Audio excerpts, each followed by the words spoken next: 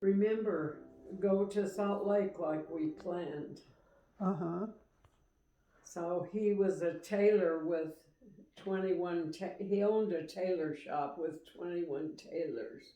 Uh-huh. So he sold it and come to America with her and their little boy. My mom was 4 and the boy was 2. Wow.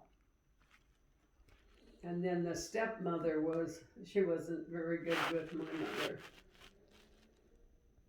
But my mother always treated her nice, and the only time I ever heard her say anything bad about her, well, I mean, she said to me, she was in a care center, and her and Grandpa had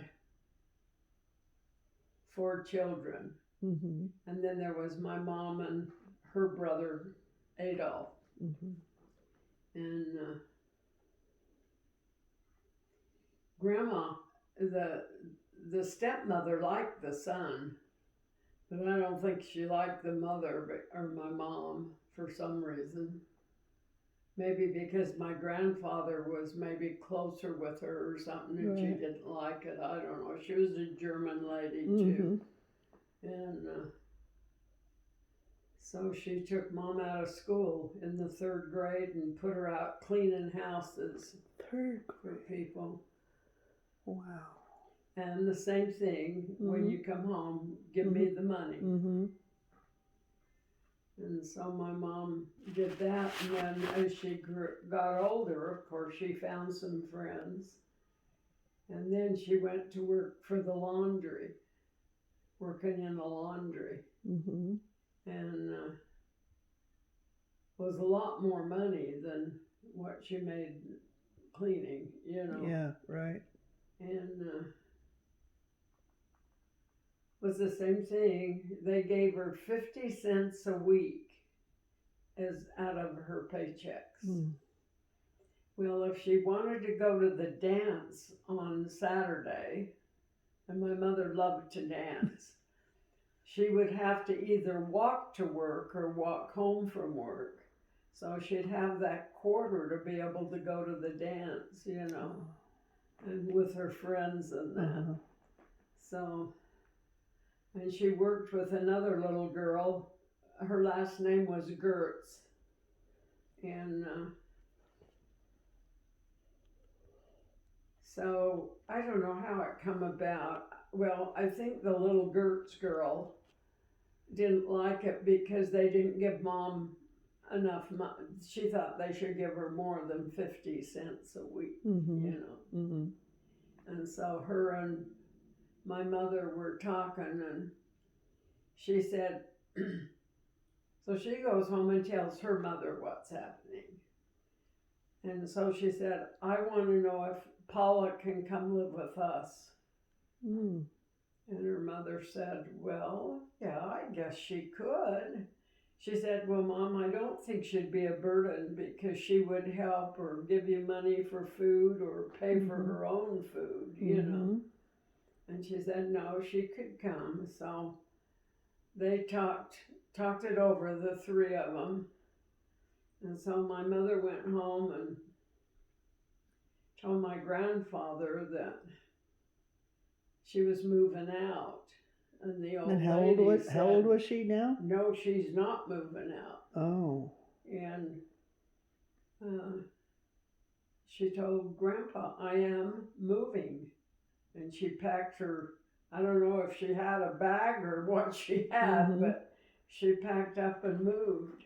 How old was she? She was 14. Oh.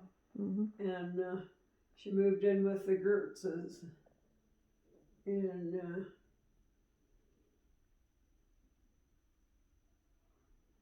she got a summons to go to court.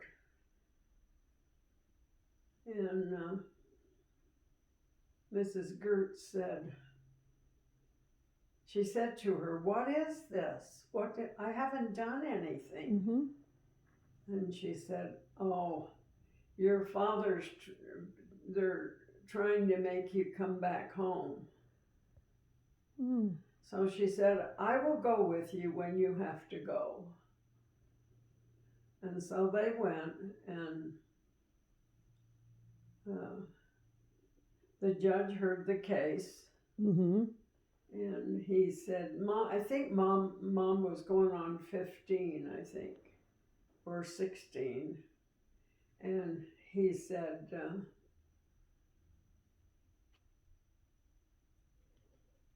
"Well, to my mother, how do you think you're going to live and take care of yourself, on Mm-hmm. your wages?"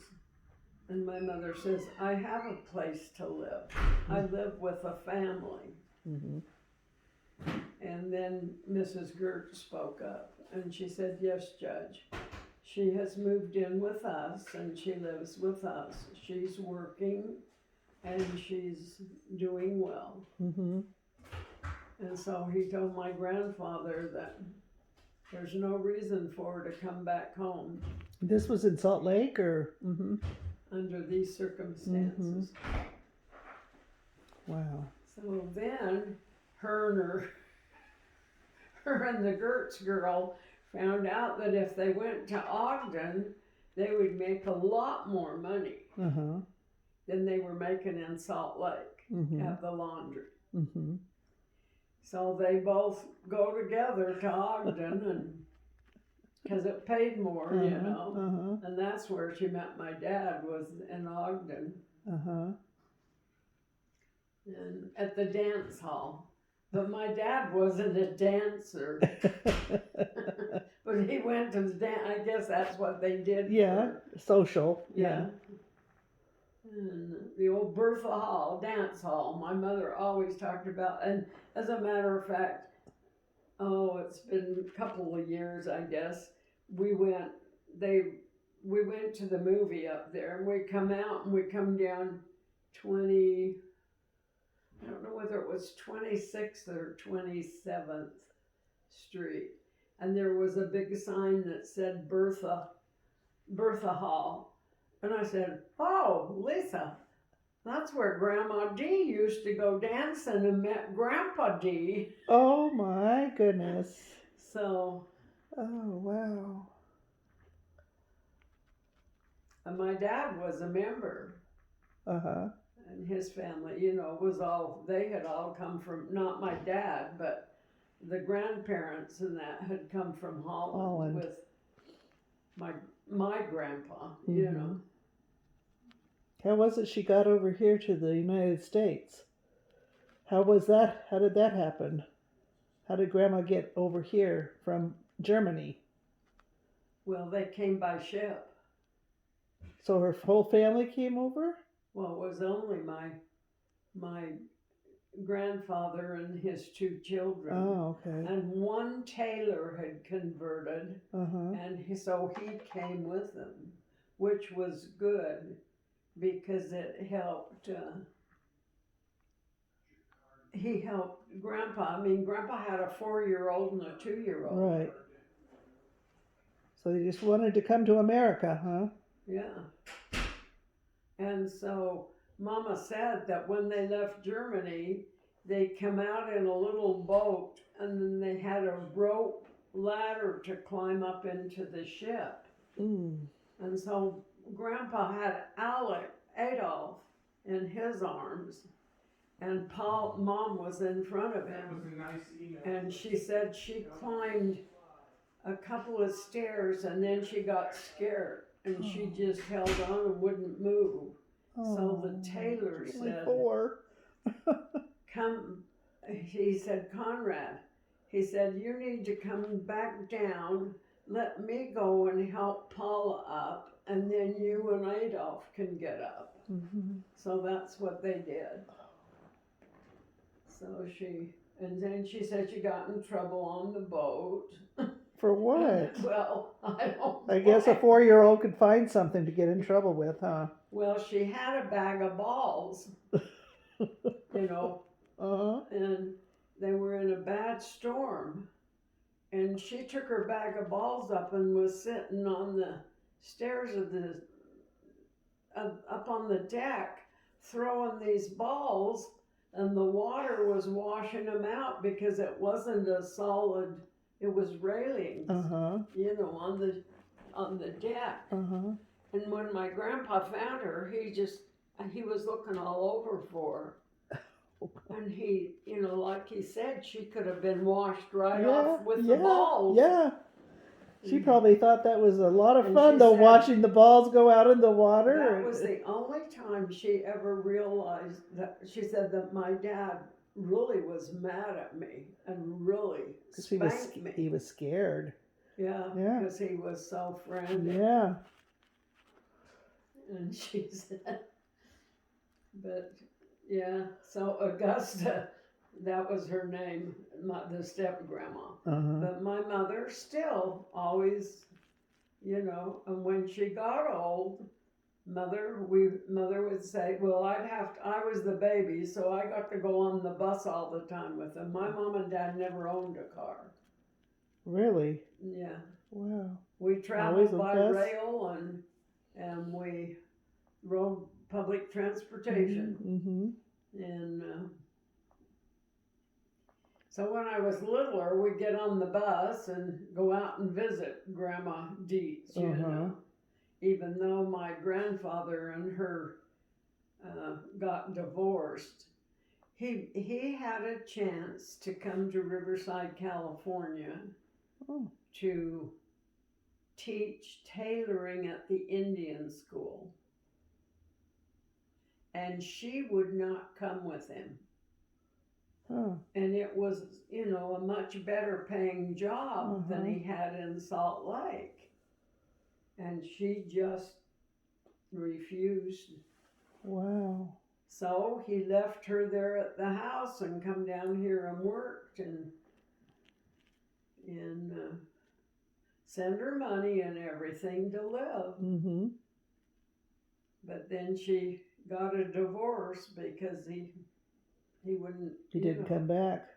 He was working. Yeah. Yeah, you got to do what you got to do.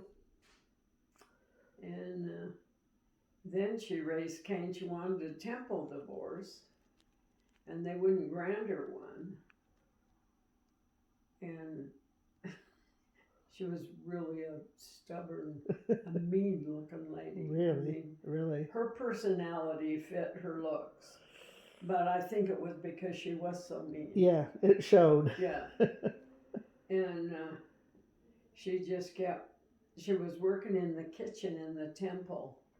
And I think she bothered the brethren there for a temple divorce that finally they gave her one. But my grandfather, Heber J. Grant, he wrote a letter and said he knew what she was doing and that she wanted this temple divorce, and that was okay with him. Mm-hmm. Well, she couldn't get it. And so he wrote a letter of resignation from the church. Told him he wanted his name removed. Really? And President Grant told him that he wasn't going to remove his name. And he wrote back and said, why do you? And he said, well, because my wife and I divorced, and I know she wants a temple divorce. So if you write my name off, then she can do that. She'll have it. Yeah. And they wrote back and told him no, they would not remove his name for that reason. Well, but finally they gave her a temple divorce, so then she quit bugging them, I'm sure. But my mother still went to see her all the time. Well, she had 3 daughters and a son by my grandpa. And my mother, her brother Adolf, he got married, grew up and got married, and Mom, of course, got married, and then the other sisters grew up, a brother, and the brother was an alcoholic, a very, very smart man, had a wonderful job, but he died of alcoholism because he was just drunk all the time. Yeah. And so, anyway, so then I got a car. I grew up and Uncle Bill gave me a 1937 Ford. It was a good car, Cynthia. boy. The only bad thing in the wintertime, it Yeah. was bad Uh-huh. because the windows would, frost up on it because it had a rubber bladed fan to keep the windows clear. So my mother made me a salt bag so I could wipe them and then that would clear them. Uh-huh. So anyway, we were able to go see Grandma in the car instead of the bus.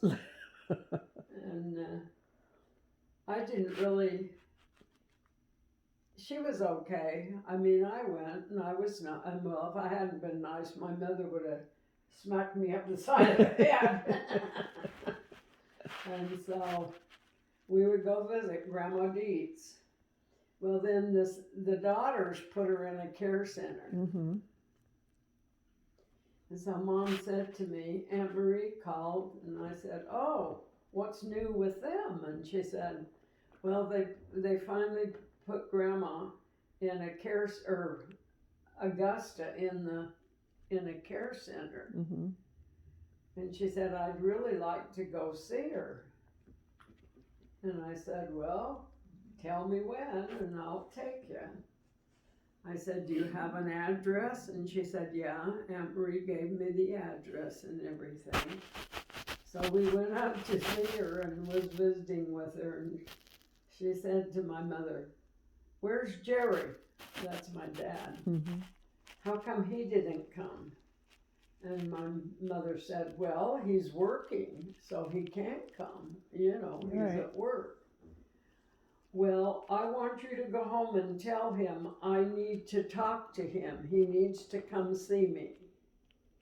And Mother said, okay, I'll tell him, but, with him running to Ogden in the morning with the streamliner and then coming back that late at night on the streamliner the other way, Mm-hmm.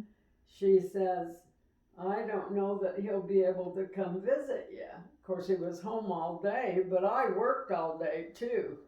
So anyway, we get out and we're driving home and my mother said, Carol, I'm telling you this and I mean it. And I said, what?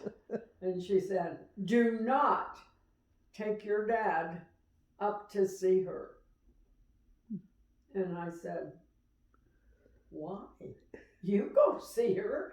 She says, yeah, but you know what she wants? I know what she wants. And I said, what?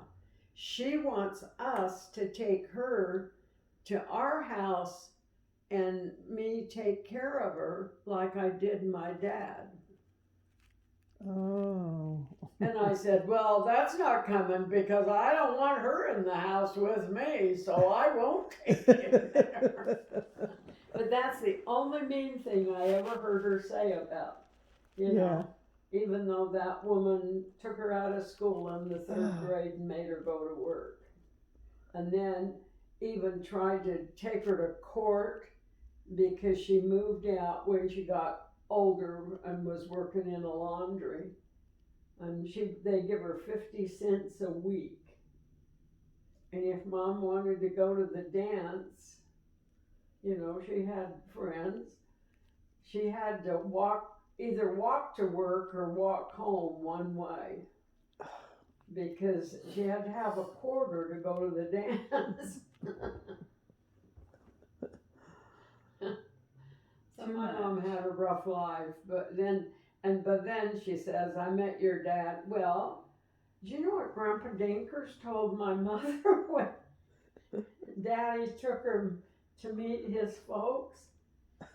Grandpa Henry said to her, you really want to marry this boy?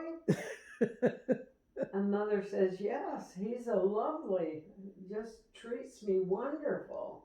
Well, good luck, he said.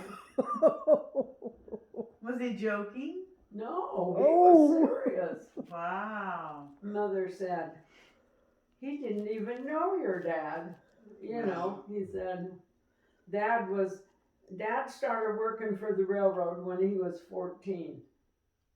He was a call boy, and he would go from the depot to the hotels where the railroad guys were sleeping to tell them it was time to go to work. They had a run for him. I see. See, when Daddy was younger working on the railroad, he might get a trip to Pocatello and back. Then he had to wait to get up to be first out, What does that mean? so that he was at the top to be called to go. Oh. And so, I don't know how many was below him. I never learned that. But we always knew when we wanted to do something, Daddy had to check with the railroad to see where he was, whether he was first, second, or third out, And if he was close like that, he would never go, because he didn't want to miss that because then if you weren't there when they called you, then you went back down to the bottom and worked back up again. And so that was important. Well, if you were at the top and you were there and Then they called you, then you go to work. then you go to work. But when you got back, do you go to the bottom? Yeah, you would start again and work your way up again. I see. But they were running enough trains that, but that was our life. We all knew first, second, and third out, Dad's not leaving. Right. If he was fourth or fifth, he knew he could go. But if he was first, second, or third, nope, can't go. You guys go ahead and go. My mother brought us down to California. They had good friends, but we called them Uncle Tom and Aunt Doris. But they really were just, Mom and them lived in a duplex. Tom and Doris on one side in Salt Lake, and Mom and Dad on the other side. And they lived there for quite a few years till Mom bought her house, And then Tom and Doris, Aunt Doris, moved down to El Monte, California. So we would ride the train down, and they'd pick us up for for our spring break. And they would pick us up at the train station and would take us to their home. And Nice. it was fun for Jerry and I, How old were you then? Like elementary age? Yeah, I was still in elementary. Jerry was in junior high. That dumb kid, when he was I guess he was his first year of high school, he went down with us that time. And he got off the train in, I can't remember the name of the town now. There was Milford, but it was in Nevada. And he goes over to the casino, and he wins money in the casino, and Mother told him, you've only got 15 minutes for a layover. If you're not here, you're going to be left in this town, so don't go very far. Well, he knew everything. So did he get left? No, he didn't, but he had to run, and the conductor left the door open for him to jump on because he saw him running to come back and get on the train. And Mom, being shrewd, well, she probably had to be shrewd. We could either have a bed on the train, I can't remember what they call it now. The sleepers? Yeah, the sleepers. Or we could go in the dining room and have a meal. Well, Jerry and I always chose the dining room because, they had white tablecloths and it was really fancy. So we always told her, no, Mom, we would rather, the past we could just ride on the regular train. But those seats went back, and it was like a bed anyway, And we'd take our own little pillows, and Mom would pack a lunch, because... How long did that take? Well, we just get on in the morning and we get to Pomona the next afternoon. I mean, we slept one night on the train and then we'd get off. Wow.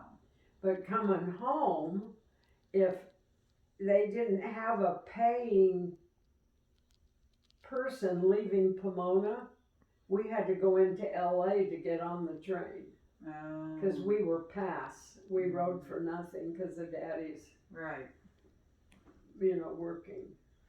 So if they didn't have a paying person in Pomona, the train wouldn't stop? No, it wouldn't stop for us I see. because we weren't paying. So. Right. Mm-hmm. So we always had to go down and check at the railroad station. Mm-hmm. And, oh yeah, we have some people going out. Okay, we'll be here then. Because they knew they couldn't tell us no, that we couldn't get on. The only thing they would tell you was, whether there was someone Or not. or not. And if they weren't getting on, then we'd ride the bus into LA. Bob would take us to the bus station, and the bus going in stopped by the railroad station. Then we get out and go in and then catch the train and ride it from LA home. Wow. That's a long trip. How did you feed yourselves? Oh, my mother made wonderful lunches. Hard-boiled eggs, nice sandwiches, oranges, apples. And she carried all that on the train. Yep, in a shopping bag we did. Wow. Great memories, huh? Yep, it was. I loved the tuna fish sandwiches. Jerry wasn't fond of them, but Mom usually always made me a tuna fish sandwich. Did she have a cooler or anything? Oh no, Just we had water on the train we could drink. Because bottled water wasn't around. Right. then. Yeah. And so they had, they provided water. they had cups that you could get. And one time we were riding down to California with, that's gone off a couple of times while we've been sitting here. Yeah, it's okay. Yeah. Yeah, it's my girls texting me. Oh, Go ahead. and so that woman had 6 children, and they were riding on past privileges like us. Mm-hmm. They clogged the toilets up and flooded the restrooms, and they were spilt water all over the railroad car. And my mother said, if you ever act like that, I would knock you down. Mm-hmm. She says, what's wrong with that woman? Yeah. I mean, they weren't little kids. Yeah. They were, That's I terrible. would say, maybe from 9 up. They old enough to know better. And my mother just was, she says, it's people like that will ruin our privilege. Exactly. Yeah. Right.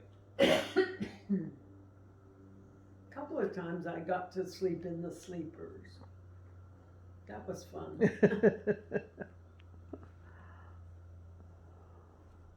Yeah, my childhood was not cars and vacation. Well, I can't say that because Uncle Louie, who was another railroad man, he really wasn't my uncle.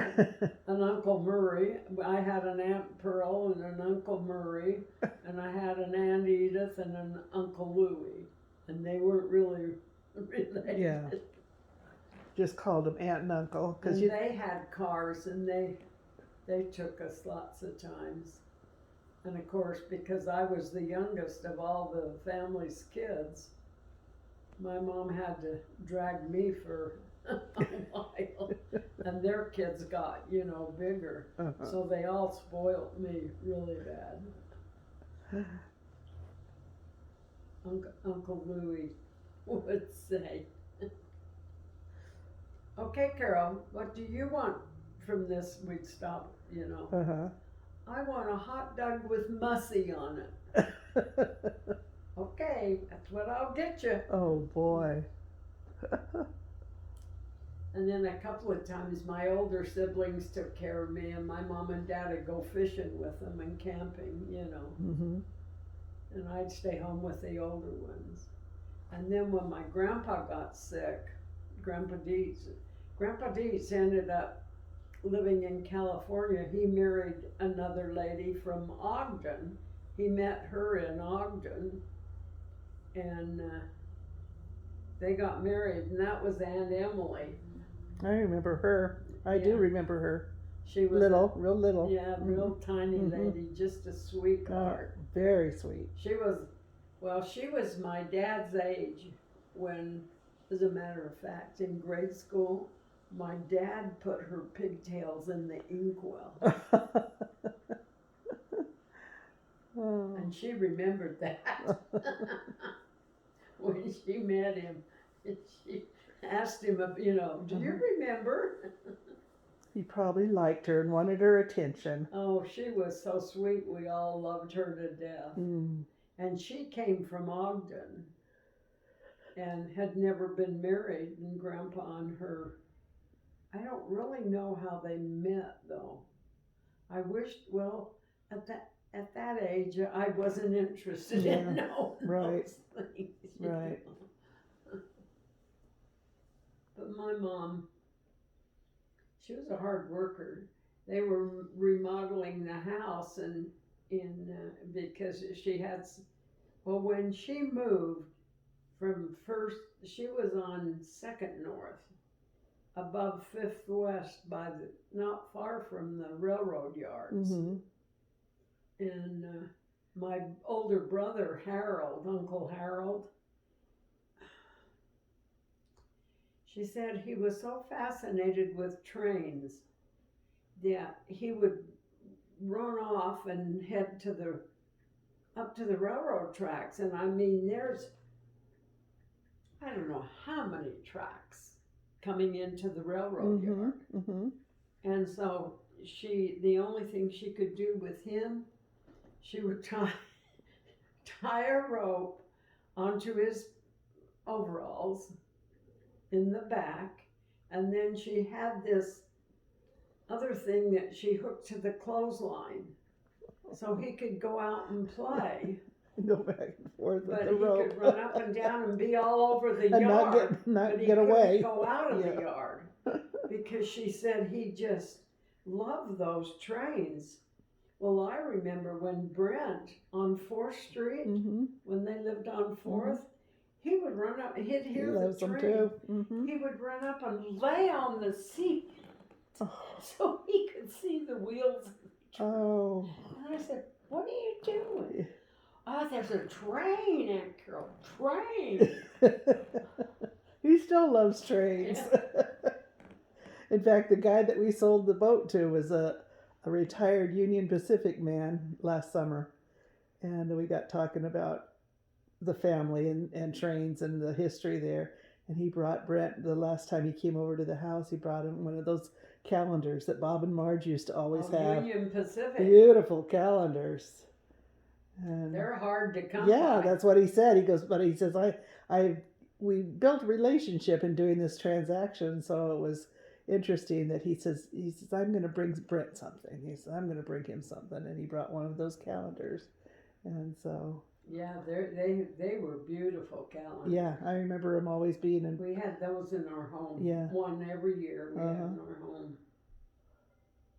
That was like, I saved all my work. I got, every Christmas, I got a Christmas card from the first presidency. Mm-hmm. You know. Why did you get that? Because I was at the cannery working. Oh, okay. All right. We got one too. You got them too, yeah. And, They're really pretty. oh, Jenna thought I was really lucky. Well, you were. Yeah. You were. And, well, I told her I was, but. And then Nathan, when he saw my missionary tag, you know, up here, Grandma, you really are a missionary. I wasn't one until he saw Until my you saw the sign. tag. Oh, funny. I have to kick out of him. Oh, I have a sign hanging in my kitchen on the one wall, and it says Grandma's Rules.